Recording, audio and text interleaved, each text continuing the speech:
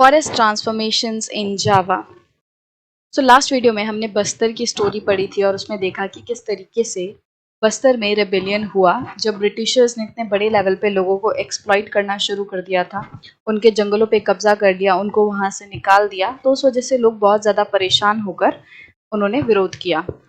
अब इस वीडियो से हम इंडोनेशिया के बारे में पढ़ेंगे कि किस तरीके से सेम टाइम पे इंडोनेशिया में क्या सिचुएशन थी। तो जावा जो है वो इंडोनेशिया का एक आइलैंड है। Java is now famous as a rice producing island in Indonesia. तो इंडोनेशिया में जावा जो है वो आज राइस प्रोड्यूसिंग आइलैंड के वजह से फेमस है कि यहाँ पे बहुत ज़्यादा चावल जो है वो प्रोड्यूस होता है। But once upon a time it was covered mostly with forest. But एक टाइम था जब ये जो जावा का पूरा आइलैंड है ये ज़्यादातर जंगलों से घिरा हुआ था, इस पे जंगल थे। The colonial power in Indonesia were the Dutch. अब जिस तरीके से इंडिया में ब्रिटिशर्स यहाँ पे रूल कर रहे थे, इसी तरीके से इंडोनेशिया में जो कॉलोनियल पावर थी वो थे डच। डच मतलब वो लोग जो नीदरलैंड के रहने वाले हैं। And as we will see, there were many similarities in the laws for forest control in Indonesia and India. अब हम देखेंगे कि किस तरीके से जो रूल्स, जो फॉरेस्ट रूल्स इंडिया में आए थे, जो ब्रिटिशर्स लेके आए थे, एंड जो फॉरेस्ट रूल्स इंडोनेशिया में डच लाए थे, उनमें काफ़ी सिमिलैरिटीज थी। मतलब कि जिस तरीके से ब्रिटिशर्स यहाँ पे लोगों को एक्सप्लॉइट करने के लिए और यहाँ के फॉरेस्ट रिसोर्सेज को एक्सप्लॉइट करने के लिए जिस तरीके के रूल्स उन लोगों ने लाए थे, कुछ वैसे ही रूल्स हमें इंडोनेशिया में भी देखने मिलते हैं।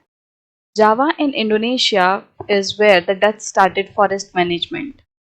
इंडोनेशिया में जावा वो जगह थी जहाँ पे सबसे पहले डच ने फॉरेस्ट मैनेजमेंट स्टार्ट किया। Like the British, they wanted timber from Java to build ships.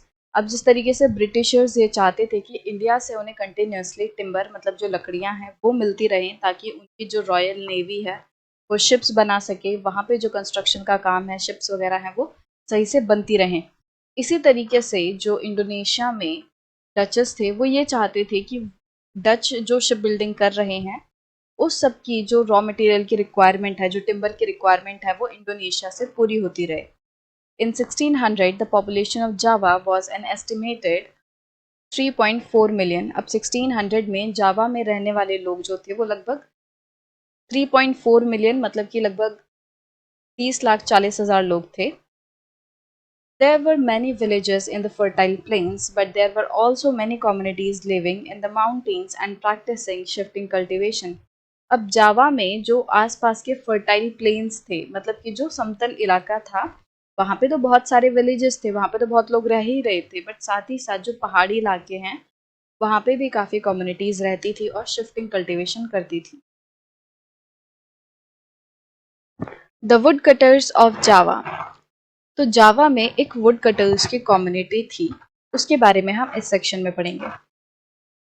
The Kalangs of Java were a community of skilled forest cutters and shifting cultivators.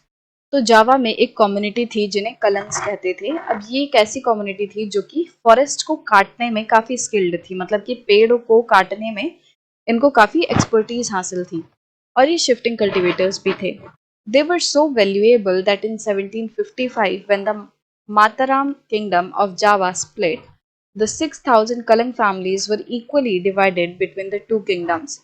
ये जो कलंग्स कम्युनिटी है वो इतनी ज़्यादा इम्पोर्टेंट थी कि 1755 में जब जावा का जो माताराम किंगडम था, जब उसका डिवीजन हुआ, तो दोनों ही किंगडम्स में इस कम्युनिटी के लोगों को, मतलब टोटल पहले 6,000 लोग थे, तो जब इस जगह का माताराम किंगडम का जब डिवीजन हुआ, बंटवारा हुआ, तो बोला गया कि 3,000 करके ये जो कलंग्स कम्युनिटी के लोग हैं वो बांट लिए जाएंगे, कि हमें भी चाहिए। ये कम्युनिटी इतनी इंपॉर्टेंट थी कि लोग इनको अपने किंगडम में रखना चाह रहे थे। Without their expertise, it would have been difficult to harvest teak and for the kings to build their palaces.